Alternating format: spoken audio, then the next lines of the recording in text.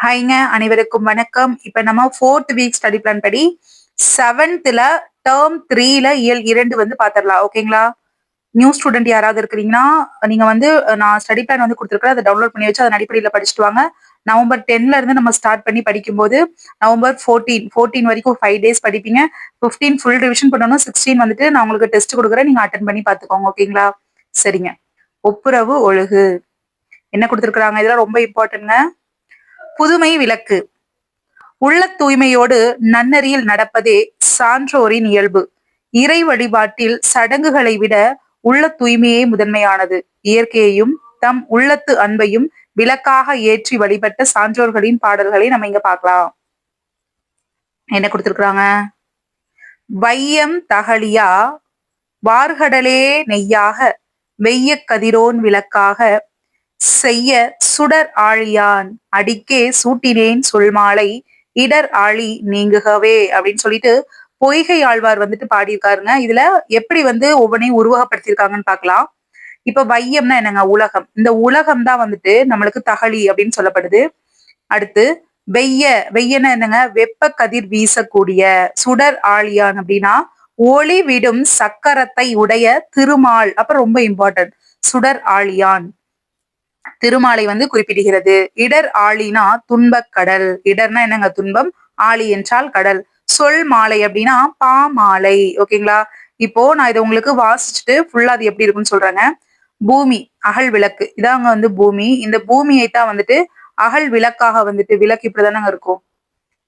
Sorry, இது ஏதோ பாட் மாதிரி வந்துருச்சு. ஓகே. பூமியை வந்துட்டு ஒரு விளக்கு மாதிரி வந்துட்டு நினைச்சுக்கிறாங்க. சரிங்களா? பூமியை விளக்கு. அதாவது ஒலிக்கின்ற கடலை நெய்யாக. இந்த கடல் அலைகள் தான் வந்துட்டு நெய்யுங்களாமா. ஓகேங்களா? வெப்ப கதிர் வீசும் கதிரவனை சுடராகவும். இந்த கதிரவன் சூரியனை வந்துட்டு என்னங்க சொல்றாங்க? கதிராகவும் வந்துட்டு கருதுறாங்க. ஓகே.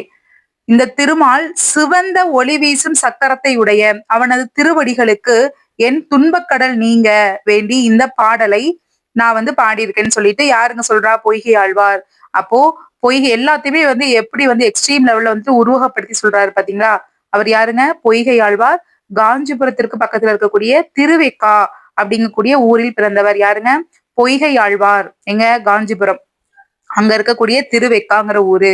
4000 திவ்ய பிரபந்தத்தில் உள்ள முதல் திருவந்தாதி இவர் பாடியதாகும். 4000 திவ்ய பிரபந்தத்தில் உள்ள முதல் திருவந்தாதி. நல்லா கவனமா படிக்கணுங்க. யூனிட் 6க்கு இதை நீங்க வந்து நல்லா படிச்சு வச்சுக்கணும். ஓகேங்களா?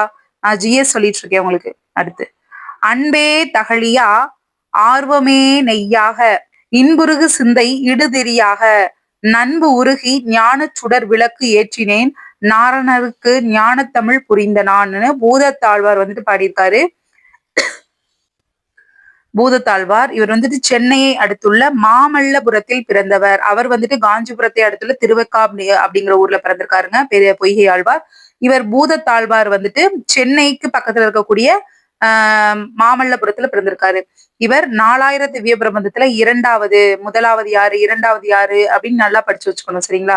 ஓகே. என்ன சொல்லியிருக்கிறாங்க? ஞான தமிழ் பயின்ற நான் அன்பையே அகல் விளக்காக. அங்க வந்துட்டு பூமியை வந்துட்டு அகல் விளக்கா சொல்லியிருப்பாங்க. இங்க அன்பை வந்துட்டு அகல் விளக்காகவும் ஆர்வத்தை நெய்யாகவும், அங்க கடலை வந்து நெய்யாக உருவகப்படுத்தியிருப்பாங்க. இனிமையால் உருகும் மனதையே இடுதிரியாகவும், மனதை வந்துட்டு எப்படிங்க? இடுதிரியாகவும் கொண்டு ஞான ஒளியாகிய சுடர் விளக்கை மனமுருக திருமாலுக்கு ஏற்றினேன் அப்படின்னு யாருங்க பாடியிருக்கா? பூதத்தாழ்வார். இவர்தான் 2ஆம் திருவந்தாதியை இயற்றியவர். அடுத்து தகழி அப்படின்னா என்னங்க? அகல் விளக்கு. ஞானம்னா அறிவு. நாரணன் அப்படின்னா யாருங்க? திருமால். அடுத்து இது பார்த்துக்கோங்க, இம்பார்ட்டன்ட். ஒரு பாடலின் இறுதி எழுத்தோ அசையோ சொல்லோ அடுத்து வரும் பாடலுக்கு முதலாக அமைவதை அந்தாதி என்பர். அந்தம் என்றால் முடிவு, ஆதி என்றால் முதல். அந்தாதியாக அமையும் பாடல்களை கொண்டு அமைவது அந்தாதி எனும் சிற்றிலக்கிய வகையாகும். புரியுதுங்களா? ஓகே. திருமாலை போற்றியவர்கள் பன்னிரு ஆழ்வார்கள். அவர்கள் பாடிய பாடல்களின் தொகுப்பு 4000 திவ்ய பிரபந்தம். இதனை தொகுத்தவர் நாதமுனி.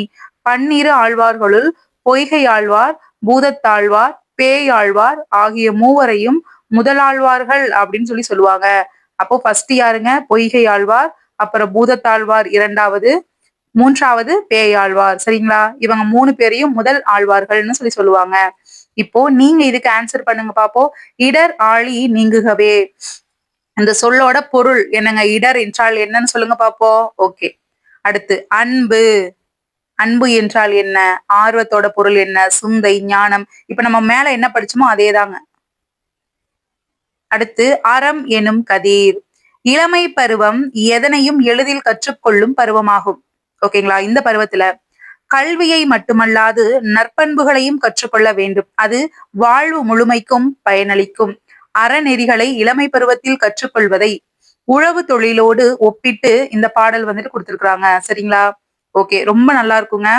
இன்சொல் விளை நிலனா ஈதலே வித்தாக வன்சொல் களைகட்டு வாய்மை எனும் எரு எரு போட்டு அன்பு நீர் பாய்ச்சி அறக்கதிர் ஈன அறக்கதிர் அறம் எனும் கதிர் ஈன அப்படின்னா வளரக்கூடிய. சரிங்களா? பைங்கூழ் பைங்கூழ் பசுமையான கூழ். சரிங்களா? பைங்கூழ் பசுமையான பயிர் சிறுகாலை செய். என்னங்க? முனைப்பாடியார் வந்து பாடியிருக்காங்க. இந்த பாடல் ரொம்ப ரொம்ப அருமையா இருக்குங்க. விளக்கம் படிக்கிறேன் கேளுங்க. இனிய சொல்லையே விளை நிலம். ஒரு நிலம் இருக்குது. சரிங்களா? வயல்வெளி, அந்த நிலம் நிலம்ங்க. ஓகேங்களா? இனிய சொல்லையே விளை நிலமாக ஈகை இந்த பண்பை விதையாக வித்து வித்து என்றால் விதை. அது போக வன் சொல் எனும் கலையை நீக்க. வன்னுன்னா என்னங்க? அதாவது கெட்ட சொற்கள்.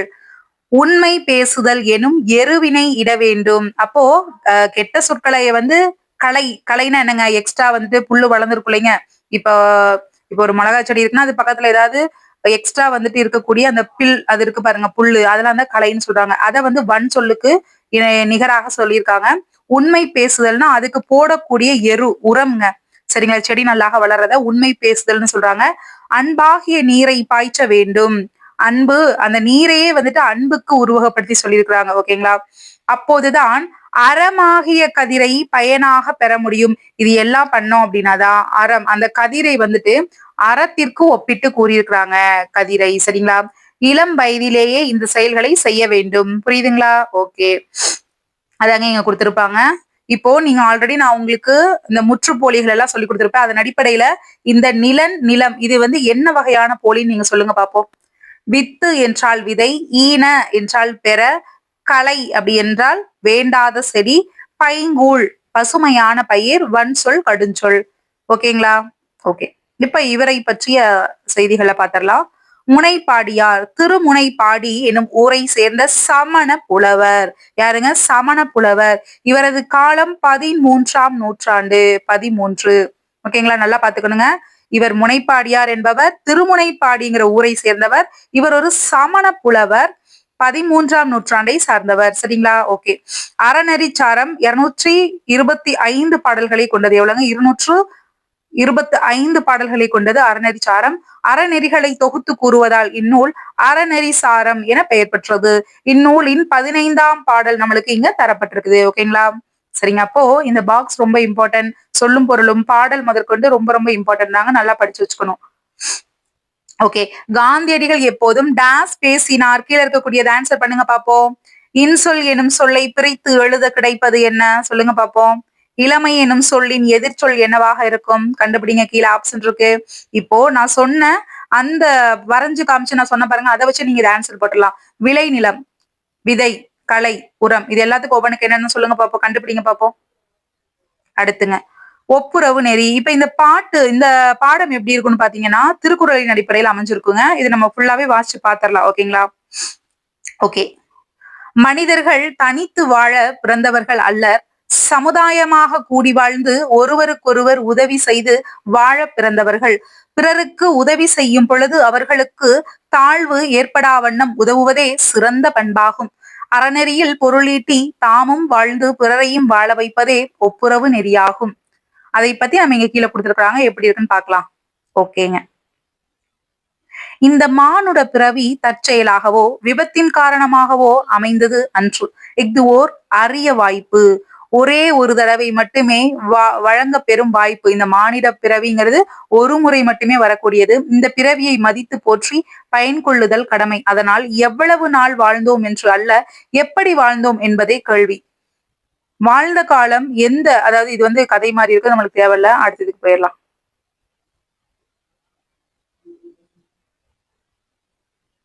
இப்போ இந்த பேஜுக்கு வந்துடலாங்க. ஒப்புரவு ஒப்புரவு நெறியை இருங்க. ஒப்புரவு நெறியை திருக்குறள் வந்துட்டு அறிமுகப்படுத்துகிறது. திருக்குறள் நெறியில் மக்கள் ஒருவருக்கொருவர் கடமைகளை செய்வதற்கு உரியவர்கள், உரிமைகளை பெறுவதற்கும் உரியவர்கள், ஒருவர் எல்லாருக்காகவும் எல்லாரும் ஒருவருக்காகவும் எனும் பொதுவுடைமை நெறியை திருவள்ளுவர் வாழும் நெறி அப்படிங்கிற மாதிரி சொல்லியிருக்கிறாங்க. சோ இந்த பாயிண்ட வந்து பாத்துக்கோங்க. இதுல நம்ம எல்லாத்தையும் படிக்க வேணாங்க. சும்மா என்ன இருக்கு இம்பார்ட்டன்ட் அதை மட்டும் படிச்சுக்கலாம். இது பார்க்கலாங்க. பொருள் ஈட்டலும் அந்த பொருளை நுகர்தலிலும் அறிவியல் பாங்கு தேவை. அயலவர் அதாவது வாங்குறதுலயும் புரியுதுங்களா? நுகர்தல் அப்படின்னா என்னங்க? நுகர்வு, வாங்கக்கூடியவங்க நம்ம தானங்க. அயலவர் உண்ணாது இருக்கும்போது நாம் மட்டும் உண்பது நெறியும் அன்று முறையும் அன்று. அது மட்டுமல்ல, பாதுகாப்பும் கிடையாது. அயலவன் விழித்து எழுந்தால் நமது நிலை பாதிக்கும். ஆதலால் வாழ்வு அறநிலைய பாதுகாவல் வாழ்வாக அமைய வேண்டும். இம்முறையை அப்பரடிகள் எடுத்து கூறினார். அண்ணல் காந்தியடிகள் இதை வந்துட்டு வழிமொழிந்தார். பாவேந்தர் பாரதிதாசனும் என்ன சொல்லியிருக்கிறாங்க? அப்ப இது ரொம்ப இம்பார்ட்டன்ட். ஏன்னா நம்மளுக்கு சிலபஸ்ல டைரக்டா கவர் ஆகக்கூடிய பாயிண்ட். பாவேந்தர் பாரதிதாசனும் உலகம் உண்ண உன் உடுத்த உடுப்பாய் அப்படின்னு சொன்னது யாருங்க? பாவேந்தர் பாரதிதாசன். சோ நம்ம இந்த பார்ட் 7th பார்ட் படிக்கும்போது நம்ம இந்த பாயிண்ட் எல்லாமே ரிவிஷன் பண்ணிக்கலாம். சரிங்களா? செல்வத்து பயன் ஒப்புரவு வாழ்க்கை. ஓகேங்களா? ஓகே. அப்போ நீங்க என்னங்க பண்றீங்க? சும்மா அதர் நோட்ஸ் அது இதுன்னு தேடி அலையாம பாரதிதாசனுக்கு புக்ல என்ன இருக்குதோ பாரதிதாசன் அப்படின்னு டாபிக் போட்டு அங்கங்க இருக்கிறத நோட் பண்ணிட்டே வரணும். புரியுதுங்களா? இப்ப பாரதிதாசன் உலகம் உண்ண உன் உடுத்த உடுப்பாய் அப்படிங்கிற இதை வந்து சொல்லியிருக்கிறாருன்னு பாத்துக்கணும். அடுத்து, இறப்பாருக்கு இல்லென்று இயைவது கரத்தல் அப்படிங்கிறது அறிவியல் அன்று, அறமும் அன்று. செய்வது செய்து பொருள் ஈட்டி இறப்பார் துன்பத்தை மாற்றுவதே சமூகத்தின் பொதுநிலை. சரிங்க, இது கதை மாதிரி கொடுத்திருக்காங்க. போதுமானது. நெக்ஸ்ட் பார்க்கலாம். ஓகே, புறநானூறுல ஒரு லைன்ஸ் கொடுத்திருக்காங்க பாருங்க. ஃபர்ஸ்ட் படிக்கிறேன். வறுமையை பிணி என்றும் செல்வத்தை மருந்து என்றும் கூறுவது தமிழ் மரபு. அப்ப இதை பார்த்துக்கோங்க. வறுமையை பிணி என்றும் செல்வத்தை மருந்து அப்படின்னு கூறக்கூடியது என்னங்க? தமிழ் மரபு. பொருள் தேடல் வாழ்க்கையின் லட்சியம் அன்று, பொருள் வாழ்க்கையின் கருவியே. நல்ல அறிவும் பண்பும் உடையவர்களுக்கு பணம் பணியாள் அப்படிங்கிறாங்க. எப்படிங்க? பணம் வந்துட்டு வேலைக்காரி மாதிரிங்க. ஆனால் இவை இல்லாதவருக்கோ மோசமான எசமானன். புரியுதுங்களா? வாழ்க்கையை உணர்ந்து கொள்ள செல்வம் மட்டுமன்றி வறுமையும் கூட துணை செய்யும். பொருளும் தேவை, அதை தூய்க்க திறனும் தேவை.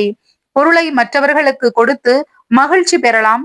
செல்வத்தை தனியே அனுபவித்தல் இழத்தலுக்கு சமம். புறநானூறு பாடலடிகள் என்னங்க சொல்லியிருக்கிறாங்க?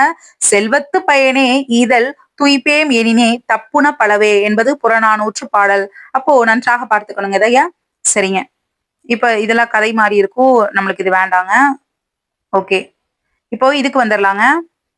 ஊருணி நீர் நிறைந்தற்றே உலகவாம் பேரறிவாளன் திரு, உலகினர் விரும்புமாறு உதவி செய்து வாழ்பவரது செல்வமானது. யாருங்க? உலகில் விரும்புமாறு, உலகத்துல இருக்கிறவங்க எல்லாரும் விரும்பக்கூடிய வகையில உதவி செய்யறாங்க அப்படிங்கிறாங்கன்னா அவங்களுக்கு இருக்கக்கூடிய அந்த செல்வம் எப்படி இருக்குமாமா? ஊருணியில் நிரம்பிய ஒரு ஊர் இருக்குன்னா அங்க வந்துட்டு நிரம்பி, ஊருணின்னா என்னங்க? அங்க ஒரு கிணறு இருக்கு அப்படின்னா அது எல்லாத்துக்கும் யூஸ்ஃபுல்லா இருக்குது இல்லைங்களா? அதுக்கு ஒப்பிட்டு சொல்றாங்க. அவங்களுடைய செல்வத்தை அந்த ஊருணிக்கு ஒப்பிட்டு சொல்றாங்க. சோ ஊருணியில் நிரம்பிய நீர் போல பலருக்கும் பயன்படும். ஓகேங்களா? அடுத்து, பயன் மரம் உள்ளூர் பழுத்து அற்றால் செல்வம் நயனுடையான்கண் படின், நற்பண்பு உடையவரின் செல்வம் சேர்வது. யாருங்க? என்னங்க சொல்றாங்க? நற்பண்பு உடையவரிடம் ஒரு செல்வம் சேர்வது வந்து ஊருக்குள் பழமரத்தின் பழங்கள் பழுத்திருப்பதை போன்றது. இப்போ ஒரு மரம் இருக்கு அப்படின்னா நிறைய பழங்கள் இருக்கும்போது ஊருக்குள்ள வந்துட்டு ஒரு மெயினான இடத்துல இருக்கும்போது எல்லாத்துக்குமே யூஸ் ஆகிறது மாதிரி நற்பண்பு உடையவரின் செல்வமும் வந்துட்டு இருக்கு அப்படிங்கிற மாதிரி சொல்றாங்க. ஓகேங்களா? ஓகே, அடுத்து, இப்போ இது இம்பார்ட்டன்ட்ங்க. நூல்வெளி. சரிங்க, மக்கள் பணியே இறை பணியாக எண்ணி தம் வாழ்நாள் முழுவதும் தொண்டு செய்தவர் தவ திரு குன்றக்குடி அடிகளார். குன்றக்குடி திருமடத்தின் தலைவராக விளங்கிய இவர் தமது பேச்சாலும் எழுத்தாலும் இறை தொண்டும் சமூக தொண்டும் இலக்கிய தொண்டும் ஆற்றியவர். திருக்குறள் நெறிகளை பரப்புவதை தம் வாழ்நாள் கடமையாக கொண்டவர். அப்ப இவருடைய நூல்கள் என்னங்க? நாயன்மார் அடிச்சுவட்டில், குறட்செல்வம், ஆலயங்கள், சமுதாய மையங்கள், இதெல்லாம் இவருடைய நூல்கள். இதை நன்றாக பார்த்துக் கொள்ள வேண்டும். சரிங்களாங்க? ஓகேங்க. அடுத்து, இதழ்கள். இவருடைய இதழ்கள் அருளோசை, அறிக அறிவியல். இதுக்கு ஷார்ட்கட் என்னன்னு பாத்தீங்கன்னா உங்களுடைய இதழால எப்படின்னா அனைவரும் அறிந்து கொள்ள வகையில இந்த அறிவியலை வந்துட்டு அருள்வாக்கு சொல்லுங்க. ஓகேங்களா? எல்லாரும் வந்துட்டு அருள்வாக்கு சொல்லுவான்னு தான் சொல்லுவாங்க. நீங்க வந்து அறிவியல் கலந்த அருள்வாக்கு சொல்லுங்க. அதுவும் உங்க இதழ்களால சொல்லுங்க அப்படிங்கிற மாரி சொல்லிக்கோங்க. ஓகேங்களா? ஓகே. ஒருவர் எல்லாருக்காகவும், எல்லாரும் ஒருவருக்காகவும் என்பது என்ன நெறின்னு சொல்லுங்க பாப்போம். இப்பதான் பார்த்தோம் இல்லைங்களா? செல்வத்தின் பயன் டேஸ் வாழ்வு. சொல்லுங்க. வறுமையை பிணி என்றும், செல்வத்தை டேஷ் என்றும் கூறுவர். உலகம் உண்ண உன், உடுத்த உடுப்பாய் என்று கூறியவர் யாருங்க? அடுத்து எளிது எதிர்ச்சொல் என்னங்க? ஈதல் அதற்கு எதிர்ச்சொல். அந்நியர் அந்நியருக்கு எதிர்ச்சொல். இரவலருக்கு எதிர்ச்சொல். சொல்லுங்க பாப்போம் நீங்க. அடுத்து உண்மை ஒளி. இது வந்து ஒரு கதை மாதிரி இருக்கும். நம்மளுக்கு இங்க நூல்வழி என்ன குடுத்திருக்காங்கன்னு மட்டும் பார்க்கலாங்க. ஓகே. இங்க நூல்வழி ஜென் எனும் ஜப்பானிய ஜப்பானிய மொழி சொல்லுக்கு தியானம் செய். என்னங்க? ஜென் அப்படிங்கிறது ஒரு ஜப்பானிய மொழி சொல். அதனுடைய பொருள் என்னங்க? தியானம் செய். புத்த மதத்தை சார்ந்த துறவியரில் ஒரு பிரிவினரே ஜென் சிந்தனையாளர்கள். இவர்கள் பெரும்பாலும் சீனா, ஜப்பான் இந்த நாடுகள்ல வாழ்ந்து வந்தனர். அவர்கள் தமது சிந்தனைகளை சிறு நிகழ்ச்சிகள், எளிய கதைகள் இதன் மூலமாக விளக்கினர். ஓகேங்களா? சரிங்க. அடுத்து அணி இலக்கணம். உருவக அணி. உருவக அணி ஒன்றை உருவகப்படுத்தி சொல்லக்கூடியது. இப்ப நான் சொன்னேன் இல்லைங்களா? பையம், பையத்தை வந்துட்டு தகழியாகவும், அதாவது இந்த பூமிய வந்துட்டு ஒரு விளக்கு, அகல் விளக்காகவும், அந்த கடலை வந்துட்டு நெய்யு அப்படின்னு சொல்லியிருந்தாங்க. சூரியனை சுடர் வீசும் ஒளிக்கதிர்க்கு ஒப்பிட்டு இருந்தாங்க. அது வந்துட்டு பொய்கை ஆழ்வாருங்க. பூதத்தாழ்வார் என்னங்க சொல்லியிருந்தாப்ல? அவர் வந்துட்டு இன்பம், அன்பு அந்த இதை வந்து விளக்குக்கு வந்து ஒப்பிட்டு இருந்தாரு. ஆர்வத்தை வந்து நெய்யாக வந்துட்டு சொல்லியிருந்தாரு இல்லைங்களா? அப்போ அந்த மனதை வந்துட்டு இடுதிரியாக குறிப்பிட்டிருந்தார் யாருங்க? பூதத்தாழ்வார். அது எல்லாமே ஒன்றை உருவகப்படுத்தக்கூடிய வகையில தானங்க இருக்கு. அப்போ அந்த உருவக அணிதை இங்கே கொடுத்திருக்கிறாங்க. பாத்திரலாம் வாங்க. ஒரு பொருளை விளக்க மற்றொரு பொருளை உவமையாக கூறுவது உவமை அணி. உவமை வேறு, உவமிக்கப்படும் பொருள் வேறு இல்லாமல் இரண்டும் ஒன்றே அப்படின்னு தோன்றுமாறு கூறுவதுதான் இந்த உருவக அணி. உவமிக்கப்படும் பொருள் முன்னும் உவமை பின்னுமாக அமையும். பாத்திரலாங்களா? பாருங்க. தேன் போன்ற தமிழ் அப்படின்னு சொல்லும்போது இது வந்து உவமை. அதாவது தமிழாகிய தேன் எனும் பொருளில் தமிழ் தேன் எனும் கூறுவது உருவகம். புரியுதுங்களா? போன்ற அப்படிங்கக்கூடியது வந்துச்சு அப்படின்னா அதை உவமை அப்படின்னும், இதே தமிழ் தேன் இந்த தமிழ் இது வந்துட்டு முன்னாடி தேன் பின்னாடி வந்துச்சுன்னா அது வந்து உருவகம் அப்படின்னு சொல்றாங்க. வெள்ளம் போன்ற இன்பத்தை இன்ப வெள்ளம் அப்படிங்கிற மாதிரி, அதாவது போன்ற வெள்ளம் போன்ற இன்பம் அப்படிங்கிறதுக்கு இன்ப வெள்ளம்னு மாத்தி சொல்லும் போது அதை நம்ம உருவகம்னு சொல்றாங்க. துன்பக்கடல் என்று கூறுவது உருவகம். புரியுதுங்களா? ஓகே. அப்போ நம்ம முதல் பார்த்த அதே பாடல் தான் இங்க கொடுத்திருக்காங்க. பூமியை அகல் விளக்காகவும், என்னங்க? பூமியை அகல் விளக்கு, கடலை நெய்யாகவும், கதிரவனை சுடராகவும் உருவகப்படுத்தியிருக்காங்க. அப்போ இத உருவக அணி அப்படின்னு சொல்றாங்க. ஏக தேச உருவக அணி அப்படின்னு என்னன்னா, அறிவு எனும் விளக்கை கொண்டு அறியாமையை நீக்க வேண்டும். இந்த தொடர்ல அறிவு விளக்காக உருவகப்படுத்தப்பட்டு அறியாமையை தெரியாத அந்த விஷயத்த இருளாக உருவகப்படுத்தப்படவில்லை. புரியுதுங்களா? ஒன்ன மட்டும் சொல்லிட்டு இன்னொன்னு சொல்லாம விட்டுருக்காங்க. அப்போ கூறப்படும் இரு பொருள்களில் ஒன்றை மற்றும் உருவகப்படுத்திவிட்டு மற்றொன்றை உருவகப்படுத்தாமல் விடுவதுதான் ஏகதேச உருவகணி. ஏதோ ஒண்ண சொல்லிட்டு இன்னொன்னு வந்து சொல்லாம நம்ம புரிஞ்சுக்கிற மாதிரி விட்டுருவாங்க. அதுதான் வந்துட்டுங்க ஏகதேச உருவக அணி. பெருமைக்கும் ஏனை சிறுமைக்கும் தத்தம் கருமமே கட்டளை கல். அதாவது வள்ளுவர் வந்து மக்களின் செயல்களை பொன்னின் தரத்தை அறிய உதவும் உரை கல்லாக உருவகம் செய்துவிட்டு மக்களது உயர்வையும் தாழ்வையும் பொன்னாக உருவகம் செய்யாமல் இந்த இதுல வந்துட்டு செய்யாமல் விட்டு விட்டார். ஓகேங்களா? என்னங்க? பொன்னின் தரத்தை வந்துட்டு அறிய நம்மளுக்கு உரைக்கல் வந்துட்டு உருவகப்படுத்தியிருக்காங்க. நம்மளோட உயர்வையும் தாழ்வையும் இதுல வந்துட்டு உருவகப்படுத்தவில்லை. புரியுதுங்களா? அதுதான் ஒன்ன சொல்லிட்டு இன்னொன்னு சொல்லாம விடுறதுதான் ஏகதேச உருவக அணி. ஓகேங்க. இது வந்து முடிஞ்சிருச்சு. இங்க என்ன சொல்லியிருக்கிறாங்க? இங்க பாருங்க. ஏதேனும் ஒன்றை அறிந்து கொள்வதற்காக வினவப்படுவது வினாவாகும். வினா கேட்க பயன்படுத்தப்படும் சொற்கள் வினா சொற்கள் எனப்படும். எது, என்ன, எங்கு, எப்படி, எத்தனை, எப்பொழுது, எவற்றை, எதற்கு, ஏன், யார், யாது, யாவை போன்ற வினா சொற்கள் அப்படின்னு சொல்லியிருக்காங்க. இது உங்களுக்கு தெரியும் இல்லைங்களா? ஓகே. அப்போ அதை வந்து நீங்க இது கூட வந்து ஒப்பிட்டு சொல்லுங்க பாப்போம். நெல்லையப்பர் கோவில் எங்கு உள்ளது? நானே சொல்லிட்டேனா? ஓகே. முதல் ஆழ்வார்கள் டேஸ் பேசுவர். சொல்லுங்க பாப்போம். இப்ப இதுக்கெல்லாம் நீங்க தான் வந்துட்டு ஆன்சர் பண்றீங்க. இப்போ இந்த கலைச்சொற்கள் பாத்திரலாங்க. குறிக்கோள் அப்ஜெக்டிவ், செல்வம் வெல்த், லட்சியம் ஆம்பிஷன், பொது உடைமை கம்யூனிசம், கடமை ரெஸ்பான்சிபிலிட்டி, அயலவர் நெய்பர், வறுமை பாவர்ட்டி, ஒப்புரவு நெறி ரெசிப்ரோசிட்டி, நற்பண்பு காட்டசி. ஓகேங்களா? Okay okay. நம்ம இங்க திருக்குறள் இருக்கு பாத்திரலாங்க.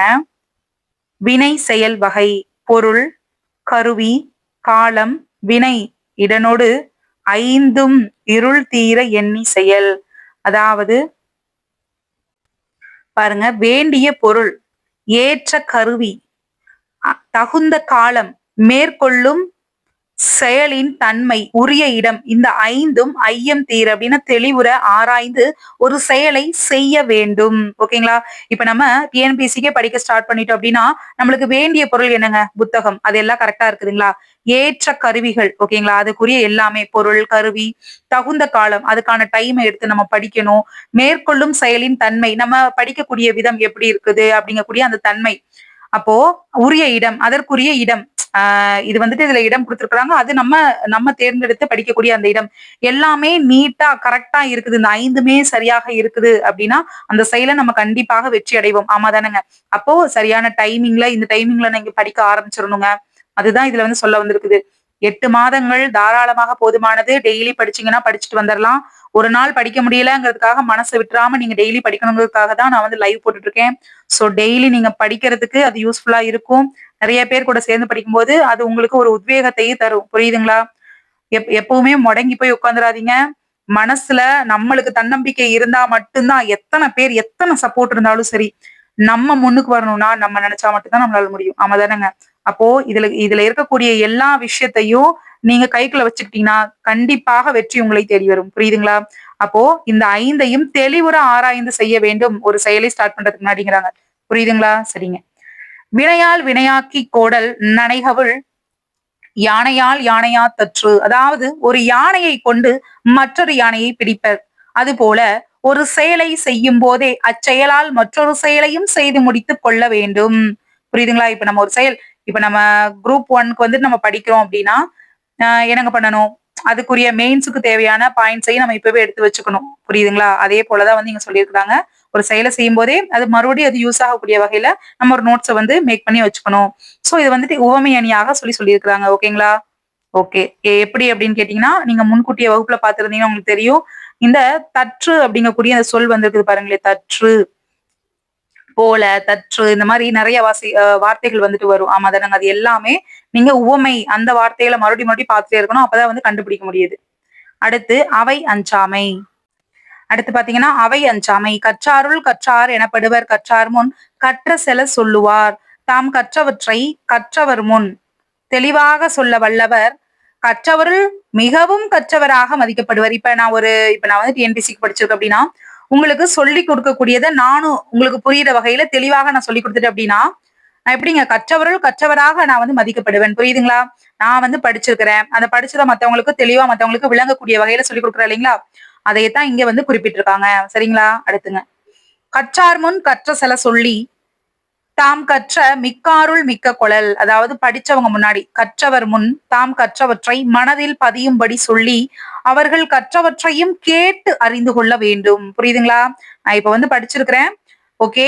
இப்போ இப்ப என்ன மாதிரியே படிச்சவங்க ஒரு சபையில இருக்காங்க அப்படிங்கும்போது நம்மளுக்கு என்ன தெரியுமோ அதை மத்தவங்களுக்கு புரியுற வகையில சொல்லி கொடுத்துட்டு நம்மளுக்கு இப்ப தெரியாதப்ப இப்ப நான் லைவே வந்துட்டு எடுத்துட்டு போயிட்டு இருக்கேன். ஓகேங்களா? லைவ்ல வந்துட்டு எனக்கு தெரிஞ்சதெல்லாம் சொல்லித்தரேன். சப்போஸ் எனக்கு ஒரு 1-2 பாயிண்ட் தெரியல அப்படின்னா நீங்க எனக்கு சொல்லி தரீங்க இல்லைங்களா? மேம் இது இருக்கு அப்படின்னு சொல்லிட்டு. சோ நம்ம தெரிஞ்சதையே படிச்சுக்கணும். தெரியாத மத்தவங்ககிட்ட கேட்டு தெரிஞ்சுக்கணும். புரியுதுங்களா? அதுதான் இங்க சொல்லியிருக்காங்க. அடுத்து நாடு. நாடு உரு பசியும் ஓவா பிணியும் செரு பகையும் சேராது இயல்வது நாடு.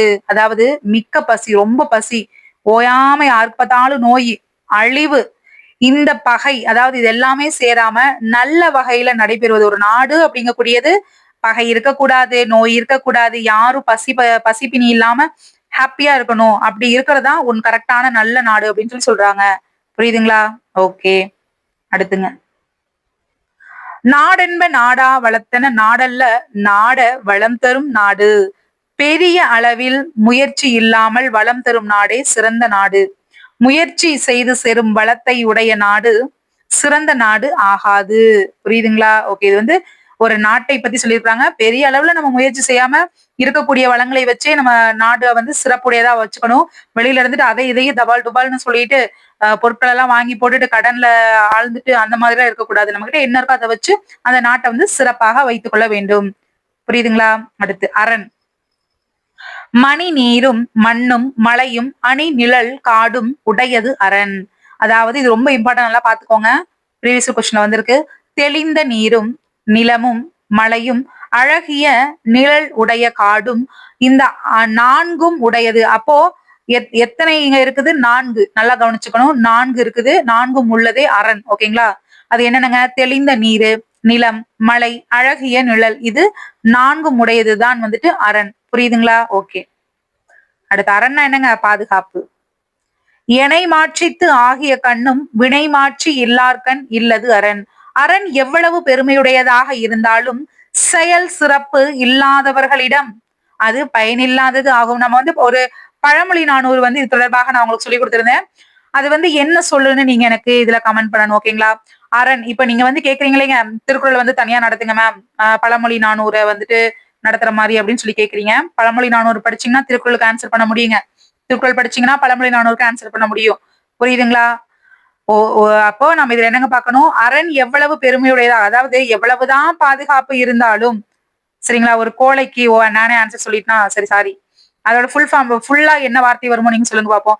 அரண் எவ்வளவு பெருமையுடையதாக இருந்தாலும், ஒருத்தர் இருக்கிறான், அவனுக்கு என்னதான் பாதுகாப்பு கொடுத்தாலும் சரி, இப்போ நான் வந்து சொல்றேங்க, இப்படி படிச்சிடலாம் அப்படி படிச்சிடலாம், லைவ் அட்டன் பண்ணுங்க, கிளாஸ் அட்டன் பண்ணுங்க, படிக்கிறதுக்கு மனசே இல்லைனாலும் பரவாயில்ல, நான் சொல்லிக் கொடுக்கக்கூடியதை வந்து லிசன் பண்ணுங்க, அதுவே போதுமானது. நான் நிறைய சொல்றேன், நிறைய தைரியங்கள் சொல்றேன், மோட்டிவேஷன் சொல்றேன், கிளாஸஸ் கொடுக்குறேன், டெஸ்ட் கொடுக்குறேன், எல்லாமே கொடுக்குறேங்க. இருந்தாலும் உங்களுக்குள்ள, உங்க மனசுக்குள்ள அச்சோ எனக்கு பயமா இருக்கே, நான் பாஸ் ஆயிடுவேனா, படிச்சு முடிச்சிட முடியுமா அப்படிங்கக்கூடிய எண்ணம் இருந்தா கடைசி வரைக்கும் உங்களால படிக்கவும் முடியாது, ஜெயிக்கவும் முடியாது. இந்த ஃபீல்டை விட்டு நீங்க வெளியில போகிற மாதிரிதான் இருக்கும். ஆமாதானுங்க? அப்போ கோழைக்கு இந்த இடத்துல பாதுகாப்பே கிடையாது. சோ நானே சொல்லிட்டேன். அது என்ன பழமொழின்னு மட்டும் நீங்க சொல்லுங்க, போதுமானது.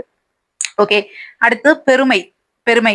பிறப்புக்கும் எல்லா உயிருக்கும் சிறப்பு ஒவ்வா செய்தொழில் வேற்றுமை யான். பிறப்பால் மக்கள் அனைவரும் ஒத்த இயல்புடையவர்களே. அவர்கள் செய்யும் நன்மை தீமையாகிய செயல்களால் அவர்களது சிறப்பு இயல்புகள் ஒத்திருப்பது இல்லை. பறக்கும் போது எல்லா மனுஷனாதான் பறக்கிறோம்.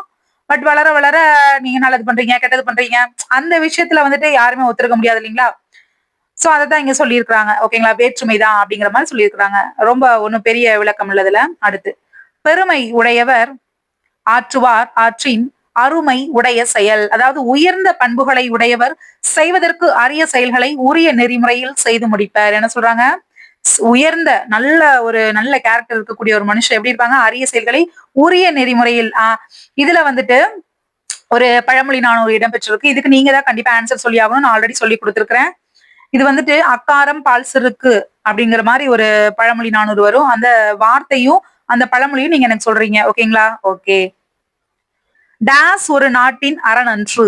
சொல்லுங்க பாப்போம். மக்கள் அனைவரும் டேஸ் ஒத்த வாழ்வுடையவர்கள். நாடென்ப எனும் சொல்லை பிரித்து எழுத கிடைப்பது. அடுத்துங்க. ஓகே, முடிஞ்சிருச்சு. இப்போ அடுத்து 3வது நாளைக்கு நான் உங்களுக்கு நடத்தி போடுறேங்க. சரிங்களா? நல்லா படிங்க. டெஸ்ட் பேட்ச்ல ஜாயின் பண்ண நினைக்கிறவங்க சீக்கிரம் நவம்பர் 9க்குள்ள ஜாயின் பண்ணிக்கோங்க. அதுக்கப்புறம் உங்களுக்கு நாட்கள் மிக குறைவாக இருக்கும். உங்களால படிச்சு முடிக்க முடியாது.